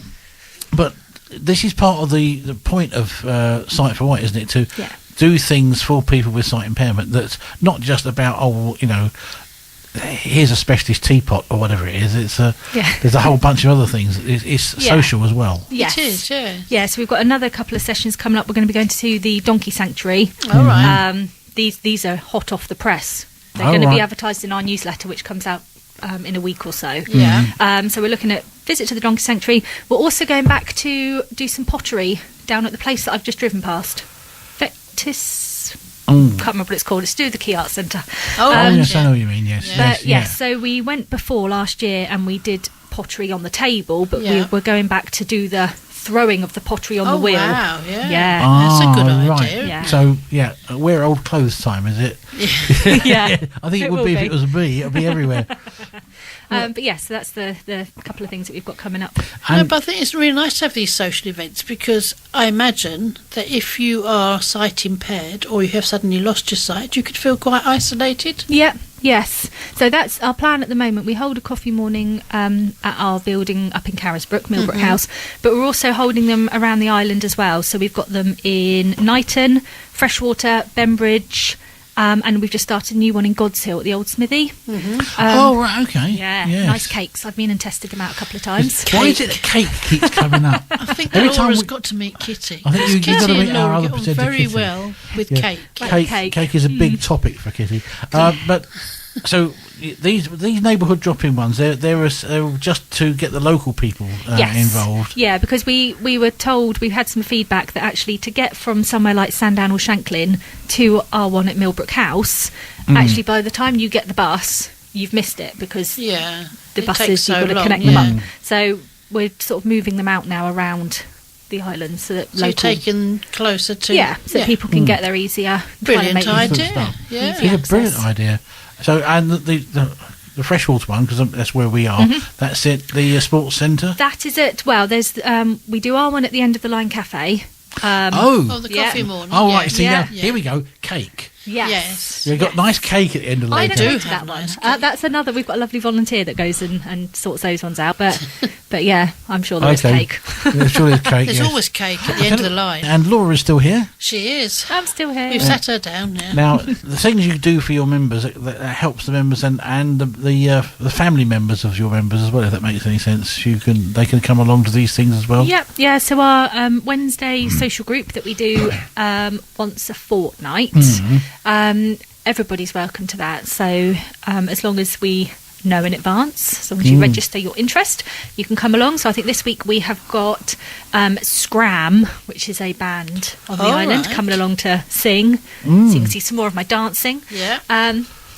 Yes. And there's yes, going to be everyone's- tea and cake. Yes, Yeah. of course, Yes. yes. This there is- will be Everything cake. involves cake. This is Sight for Wight. There's always tea. There's always cake. But look, I've done some work up there, and they said, "Do you want a cup of tea?" It was very Would you like a piece of cake? Yeah. But do you still? We did a talk about Vectis Radio up there a while We back did, as well. yes. Do they still run those? That will probably have been the Wednesday social group. Oh, okay. Yeah. So we have like people in to talk, or we have people Yeah. in singing, or musical groups, or So there's a lot going on for your is, members. yes. And are you asking or looking for people to suggest things that your members could do, like if they run a business or an attraction that might be something to do? Yeah, so a lot of the activities that we've done this year have been off the back of the survey that we did 18 months ago, 2 years ago. And so we've done things from that, and then also a lot of the other activities have been things that people have suggested. Or requested. Yeah, and then I go out and investigate it and organise it. So you do right. it twice. Okay. then. Yeah. So you do it twice, you get twice as much cake. I'm beginning to see a pattern here. Yes. You're going to change your job now, aren't you? No, not because I'd be the last in the queue after Chris. I think for doing that. Although Chris has got special needs when it comes to cake. We won't go into that in too much. No. But Haven't we all? yes, yes, of course, you have too. So, who is eligible, if I can ask you this, to join as a member? Is it just anybody, or can Anyone who has a visual impairment. So for the actual sort of social groups, then just anyone who has a visual impairment. They don't have to be registered. They can just come along. For things like the audio news and the audio books, we send all that out under the Royal Mail Articles for the Blind. So if you're registered as blind or partially sighted, then we can send it all through the post for free. Right, yeah. okay, that makes sense. Yeah. But yes, anyone can sort of, come along and... And the talking newspaper that comes out once a week, it's basically a talking version of the County Press. Is that a so- reasonable description? Yes, we have a whole load of volunteers who come in very early in the morning. They're there before I get to work. They go through the paper, cutting out all the interesting bits, taking out all the bits that we don't need. And then we have more volunteers who come in to read some of it. Then we have more volunteers who come in to continue reading it. And then we have even more volunteers that come in to do all the recording and putting it all in the little wallets, getting it all bagged up ready for the Royal Mail. Yes, because it's actually on memory sticks these days, isn't it? Yes. Yeah. Whereas I recall many years ago it was all on cassettes, and before that some big tape things that were. It's all before my time, luckily. Yes. No, well, I'll go back a bit. My dad used to have to fix some of these things, and the early ones were like reel-to-reel records, but in a big plastic box. You just slotted it in, full runners of cassettes. But now it's all little memory sticks. Just stick in, stick out. Right. I don't have much to do with it, so I'm not fair cool enough. How can people find out more about the society? We have a website, which is www.iwsb.org.uk. This is probably wrong. No, that's correct. I'm pretty certain that's it. Correct. Page, and you can just ring us. So is it Sight for Wight on 52205. Facebook? Yes, I believe it is. I'll just double check that for you. So what number do they... 2205. Right. Yeah, 522205. Yes, there's. Do you welcome people dropping in, or would you prefer they rang you? We do a weekly drop-in, so Right. our Wednesday coffee morning also coincides with our low vision drop-in. Okay. So that's the coffee morning is 10 till sort of 11:30, 12 o'clock-ish, because we are now trying to get out and about to people more than expecting them to come to us. We're not always in the office, No. so that's fair it's enough. always best to either come to that drop-in, come to one of the other drop-ins around the island, or if you give me a ring in advance, Yeah. we can You can arrange a sort day when something I'll out. be there. Yes. So do people have to make their own way every time, or can they be collected by other people, volunteers, or... Depending on the social group, we have Yeah. a minibus that goes out, and we Okay. do have volunteers that pick up as well. So Okay. it's all dependent on what it is, where it is, Yeah. what day it is. But yes, we do Okay. Yeah. have a minibus. Excellent Righto. stuff. Yeah. Yeah, well, I've just picked up the Sight for Wight Facebook page. There's Really? the aforementioned picture of the side of my head at the prize giving, plus a picture of the lovely Chris in sunglasses and various other things. But details of also some of your upcoming events are on the Facebook page. Yes, Good. and then our next newsletter is due out. Well, it's at the printers at the moment, Oh. so that's being printed. So that'll be going out in the next week or so. Good. Yeah. And if anybody wants a copy of that, they can again contact us, and we can put them on the list. Yeah, that's in Okay. large print as well. We so- do large print. We do a recorded version that goes out with the talking news. We also do it in Braille, or we can do an email copy. Okay, that's fine. We'll try and do Are whatever. there many But- Braille users on the island? We have a few still. Yes. Yes, Yes. It's not as common as people think it is, Brown. No. No, but it does still No, occur. you so- can use software now. If you've got an email copy, you get the software to read it out to you. Yes. Oh, right. Yes, so there's various bits and pieces. But like yeah, that. we do still have a few. So we've got a Braille machine that will create Thank you. the Braille Brilliant. copy. So that was our Insight for Wight segment. Yeah. Thank you very much for coming in. Thanks for having me. Stuff. Your support matters. We operate thanks to the support of local businesses. If you would like to advertise on Vectis Radio, FM 104.6, contact our team today. Marketing at vectisradio.fm. Good morning, everybody. This is Imelda. And this is Laura. And we are reading the Society News for Friday, the 25th of January 2019. On Tuesday, the 29th of January, there will be a coffee morning held at the Cloisters in Bembridge. All are welcome from 10:15 till 11:30 a.m. The swimming group will be swimming at the waterside pool in Ryde. The pool is closed to the public whilst the group swims. There are male and female volunteers to help you get in and out of the pool, as well as lifeguards to ensure your safety. To join the swimming group, please call the Sight for Wight office first to notify us of your swimming ability. You need to register with the office at Millbrook House to be able to swim with the group. Wednesday, the 30th of January. The weekly coffee morning will be held at Millbrook House this week from 10:30 a.m. There will also be our low vision drop-in between 10 a.m. and 12 noon, a weekly event to allow you to view and try the low vision equipment we have at the Society without the need for an appointment. On Thursday, the 31st of January, Volunteers Manager Michelle and Member Services Manager Laura will have a display in the St James Street Dress for Less boutique. We aim to be there between 10 a.m. and 3 p.m. with a selection of low vision aids and literature, as well as information on volunteering for Sight for Wight. The Thursday social group are meeting at Millbrook House. The group meets from 10:30 a.m. till 2 p.m. You can knit or just have a chat, then later in the afternoon, volunteers come in and read to the group from different topics. And now any other news. Laura was on Vectis Radio on Tuesday the 22nd of January talking about the Society and what activities are coming up in the coming weeks for members. You can listen to a recording later on in the programme. And finally, this week's In Touch. Medals for Guide Marathon Runners. Listeners tell us why they think their sighted running guides should receive a medal on completing the London Marathon. Organisers tell us these policies are under review. The BBC's technology reporter Rory Sellan-Jones has been to Cambridge to see a new tactile innovation for helping teach visually impaired children how to write computer code. Listener Annie Rimmer has got back in touch to share some good news she heard from the National Lottery about plans to make their app more accessible to visually impaired users. And listener Mike Kelly told the programme 2 years ago of his trepidation about his impending retirement. We caught up with Mike to find out how retired life suits him. The presenter was Peter Wight, the producer Lee Commutat, and the reporter Dave Williams, reporter Rory Sellan-Jones. This is the BBC. This is In Touch, the magazine programme for people like me who are blind or partially sighted. I'm Peter Wight. Thanks for downloading this week's edition. Good evening. Tonight, the blind runners who believe that their sighted guides aren't getting the recognition they deserve, and a breakthrough for visually impaired children to create their own computer programmes. So plug this into here. Yeah. You try playing it?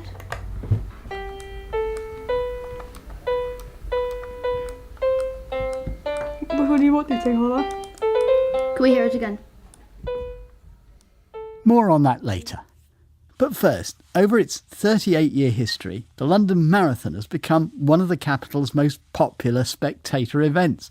This year they've had well over 400,000 applications to join the ballot for a place, and they've earned a deserved reputation for welcoming a huge diversity of athletes, including many competitors with disabilities. But some of the 50 visually impaired runners taking part this year are upset that their guides and the work and effort they put in are being taken for granted. Jane is a blind runner competing in the London Marathon for the first time. She emailed In Touch and the London Marathon organisers with her concerns. I wanted to email to express my disappointment towards the organisers of the London Marathon. I recently learned that my guide runner will not receive a medal upon, or being well, completing the London Marathon with me. London Marathon organisers told me that because they're giving my guide a free place, they will not receive a medal. I find this very disappointing, given that I would not be able to run the race without my guide. Furthermore, my guide is giving up their time and making a commitment involving months of training beforehand and on the day of the race. Guide and runner are a team, and although my guide says he's not running the races with me to get a medal, I feel his dedication should be recognised. It was at the 2012 Paralympics that guide runners were, for the first time, given medals alongside those they guided in recognition of their vital role. From a more personal perspective, I worry that the London Marathon's current policy, as one of the most well-known races in the world, will hinder future guide runner recruitment. In all of my previous races, my guides either received or were offered the opportunity to obtain medals, as well as a time chip. And she's not alone. Our reporter Dave Williams has been talking to a runner-guide combination who also think that the current policy is unfair. I'm Louise Simpson. I've been running for 10 years. I've done 18 marathons and this will be my second London Marathon. Hi, I'm Kerry. I've been running for 7 years, run 12 marathons, and this, like Louise, this will be my second time doing the London, but the first time I've ever guided. Just for people who don't know, how does it work? You're blind and you're running with a sighted person. So I hold the guide's right arm, as if you do when you're sighted guide walking. Some people use tethers, but I get a lot more information from the arm. When you get to the end of the marathon and you receive a medal for completing it, presumably, what happens then in terms of your guide? Are they acknowledged in any way? Yeah, so the guide usually gets a free place and the guide would get a medal, same as I would. It's just a given that understanding that the guide would get the medal. Last time you ran London Marathon, your guide then, which wasn't Kerry, they got a medal on that occasion. He did, yeah. Kerry, I'm going to come to you. What would you want to achieve? What would success look like for you as a guide runner? Well, when we both get over the finish line and we're still smiling. Louise, just explain for me what you understand to be the policy in respect of medals by London Marathon. The policy is that guide runners have never officially received medals. If a guide has received a medal, it's only because the volunteers have given them out. And how do you feel about that? I'm disappointed, frustrated, and hope that London Marathon events change this policy. I couldn't do it without a guide runner, and they have done the same training that I've done and done the same race, so they've done the same mileage and therefore should be recognised for that, especially as they're the one that's given it their time to help me. Kerry, do you want a medal? It's not about the medal, I think it's the bigger picture of what that's actually saying. And I must say, out of all the marathons I've run, when I did do London before, when I was running through a charity, you're really blown away. You only have to go to a marathon, whether you're participating or supporting, to be restored in human faith, I guess, and all the determination and stuff. And I just think it's a poor stand from London Marathon that they're not actually supporting the bigger picture here. Well, we naturally contacted London Marathon's organisers and invited them onto today's programme to explain the situation. They told us that there was a board meeting tomorrow where the rules governing guides and medals would be reconsidered. But this statement explains the current situation, and it's also been posted on their website. Anyone who has a confirmed place in the London Marathon and requires a guide or support runner can apply for a free of charge place for their guide or support runner. The free of charge place means they do not get a timing chip or medal, but they do get a guide runner special bib and a finisher goodie bag, including the finisher t-shirt. We know that guide and support runners receive a medal at the finish line, as our wonderful volunteers hand out over 40,000 medals on the day, and we do not police the official rule. Since guide and support runners are not official participants, their place is withdrawn if the runner they're supporting has to pull out before the start of the race. If they were official participants, this rule could not apply, and we could have the situation where people who have gained a place as a support or guide runner are participating without their runner. We do continually review every aspect of the London Marathon and our policies and procedures. This is an ongoing year-round process and includes how we can best support anyone with a disability to complete the event. And we're happy to extend an invitation to the organisers to come on next week's programme to tell us the outcome of tomorrow's board meeting.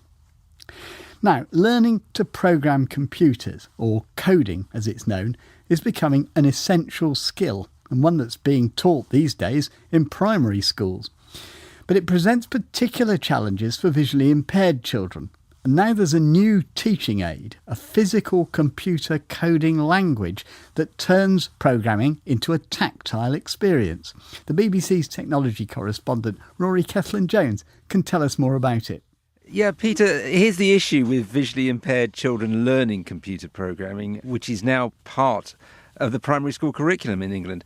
The usual way of getting started is a program called Scratch. Now, that involves moving coloured blocks around a screen, and that means it's pretty inaccessible. So Microsoft has developed a physical version of that, little pods which you join together to make a program. It's developed it in conjunction and tested it with lots of young people, including 12-year-old Theo Holroyd from King's College School in Cambridge, and he's been telling me all about it. Well, it's called Code Jumper, and it's a physical program system for blind people so that they can sort of understand the concepts of coding so that they can then go off and do other coding which is accessible. Now, you've got a series of little pods in front of you with wires. What do you do with them? Well, you plug them into each other and you turn the dials to adjust the sounds which that particular pod is programmed to play. And then all the pods connect to the hub, and then you put a button on the hub and it plays your program that you've created. So in this school and in lots of schools, children start off with something called Scratch, which is a visual programming language. What's the problem with that for you? Well, it's just like dragging and dropping pictures, and basically if you tried to do it, you'd end up with nothing in your program because you can't do anything. So that wasn't working for you, but this... I didn't even try it because I knew it wouldn't work. It's purely pictures. How big a difference then has this made? Huge. And what's that enabled you to do? Well, from not being able to code at all, it's enabled me to understand all these concepts, then be able to move on to Python, which is accessible.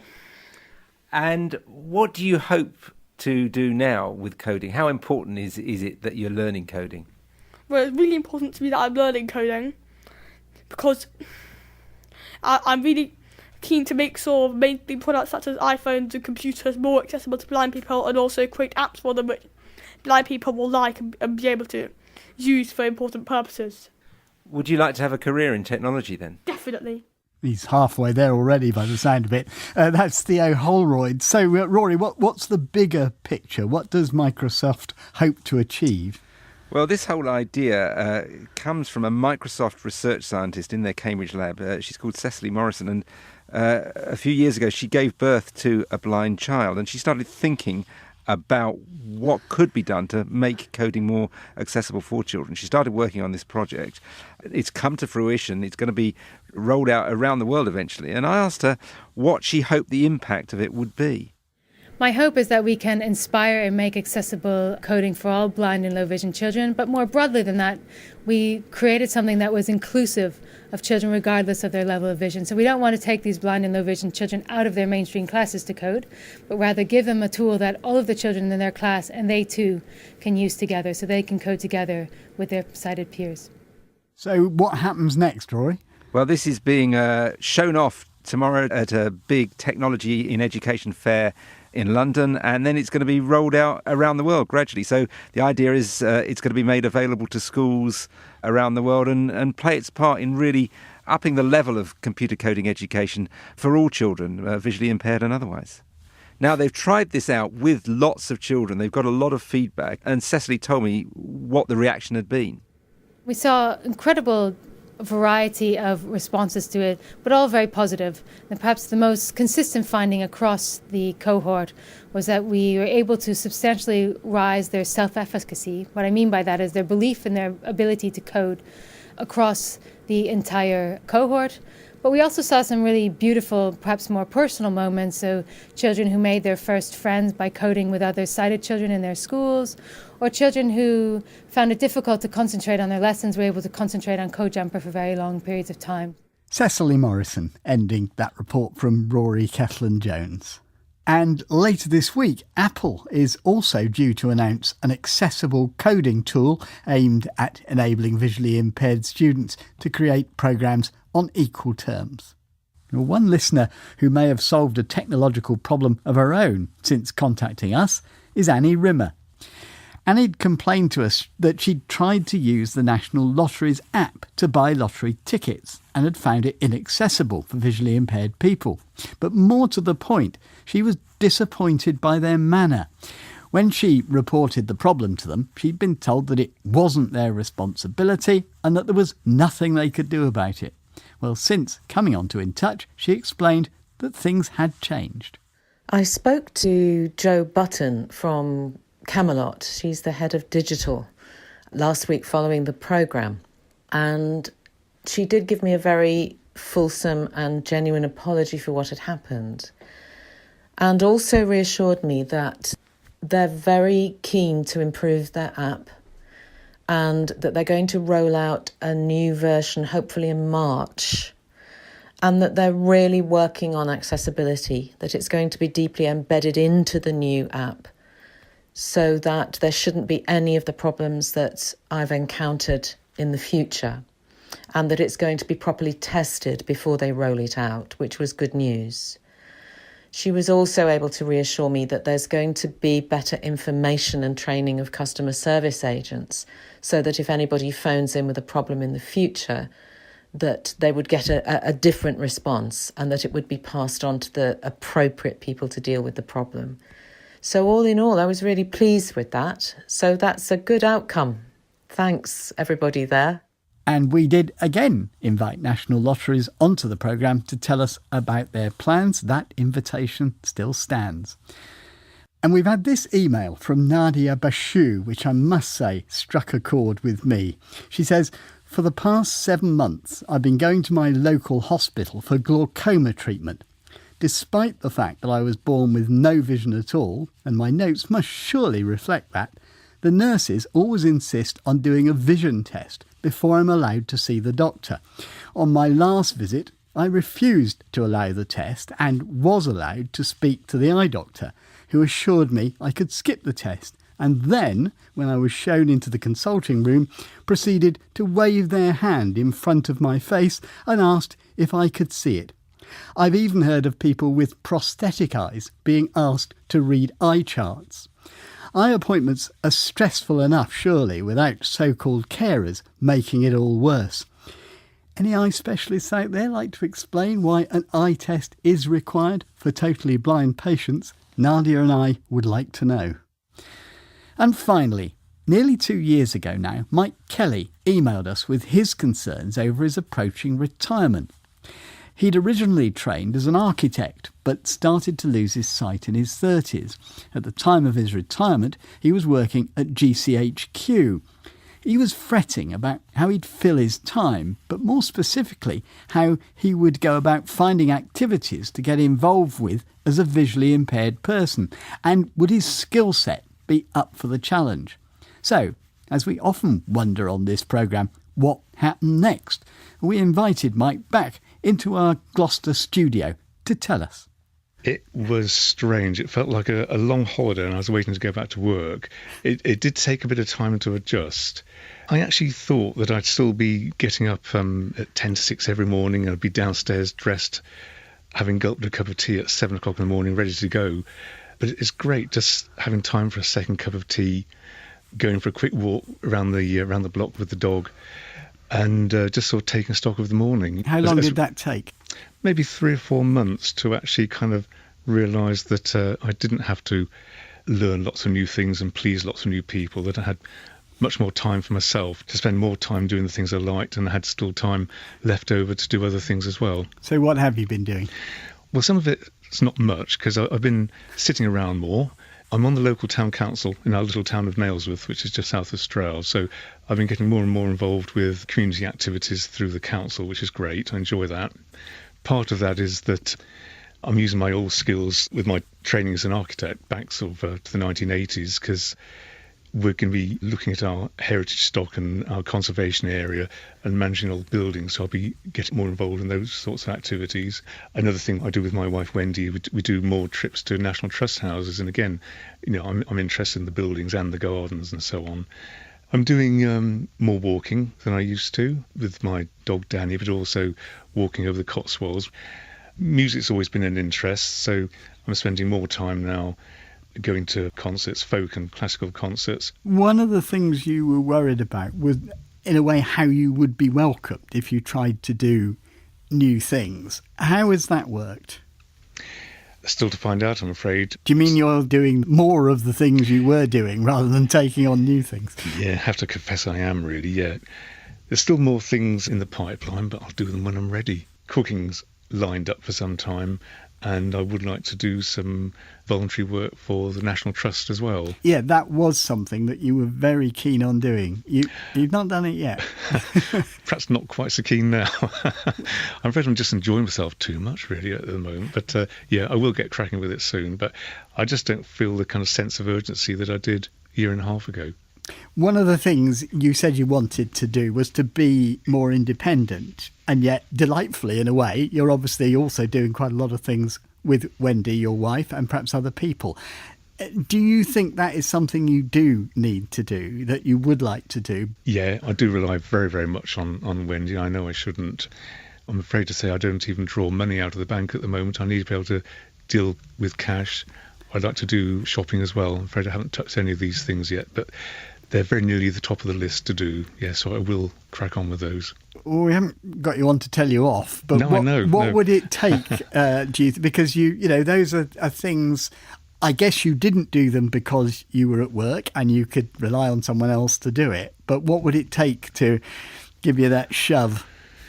Probably being told to do it. I'm doing a little bit more around the house at the moment. I clean the bathroom, make the bed, do the ironing, and I wasn't doing those before, so I made a bit of a start. That was Mike Kelly, and we'd love your requests about how other stories that we've featured over the past couple of years have moved on. Suggestions and requests, please.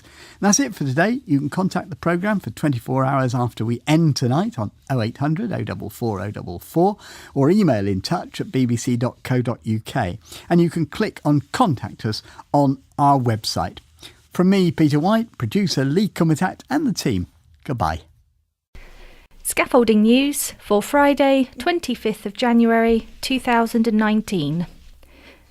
Please find below a list of known footway obstructions for works, including scaffolding, hoarding, Also details of skips, cranes and cherry pickers. We are unable to include end dates as many are extended on a week-by-week basis. Cows area. Current scaffolds, 93 High Street, Cows, scaffold up within boarding. The White Hart Inn, Dover Road, East Cows. 92 Park Road, Cows. Current hoardings, 93 High Street, Cows. Pending skips, 11 Stanley Road, Cows. And in the Newport area, current scaffolds are at Cash Recycle Shop, 140 High Street, Newport, Chantry House, 30 Pyle Street, Newport, Seafood Corner Unit 1, 32 High Street, Newport, Exchange House and Street Cross Lane, Newport, Lloyd's Bank, St Thomas's Square, Newport, Prince of Wales 36 South Street, Newport. Pending scaffolds are the Wheatsheaf Hotel, St Thomas's Square, Newport. Ryde, Bembridge and St Helens. Current scaffolds, 148 to 149 High Street, Ryde. Gardener's Cottage, Upper Green Road, St Helens. The King Lud, 2 Esplanade, Ryde. 91 to 92 High Street, Ryde. Pending scaffolds, Coburg's Nightclub, Union Street, Ryde. Current skips, 2 Spithead Close, Seaview. Carita, Stane Road, Seaview. Pending skips, 13 Surrey Street, Ryde. Pending mobile crane, bus lay-by west of Fishbourne Lane, Kite Hill, Wootton. Building materials and hoardings, the car park, Brooks Road, Bembridge. And Sandown and Shanklin area current scaffolds are the Premier Inn, 1 to 9 Esplanade, Sandown. The Toy Master, 103 High Street, Sandown. Sandringham Hotel, Esplanade, Sandown. Wilmar, Dorkin and Vermiper Cottages, Church Street, New Church. Brian Cook Furnishers, 77 High Street, Shanklin. The Trouville Hotel, 10 to 16 Esplanade, Sandown. The Ocean Hotel, Townhouses, High Street, Sandown. Boots the Chemist, 15 High Street, Sandown. And pending scaffolds are at the Co-op Food Store, 63 to 67 High Street, Sandown. And pending skips are at the Co-op Store, 63 to 7 High Street, Sandown. And current hoardings, Premier Inn, 1 to 9 Esplanade, Sandown. Junction of St Boniface Road, Arthur's Hill, Shanklin. Ventnor area, current scaffolds, the corner of Trinity Road and Madeira Road, Ventnor, 1 Boniface Road and into Trinity Road, Ventnor. And current skips, Seascape, St Catherine's Road, Knighton. And finally, West Wight area, current scaffoldings, Salty's Restaurant, Key Street, Yarmouth, and holdings, Key Street, Yarmouth. Vehicle crossings under construction, 13 Coronation Gardens, Shanklin, 23 Stevenson's Road, Cowes, 51 Nelson Road, Newport, Forest Road, Recycling Centre, Forest Road, Newport.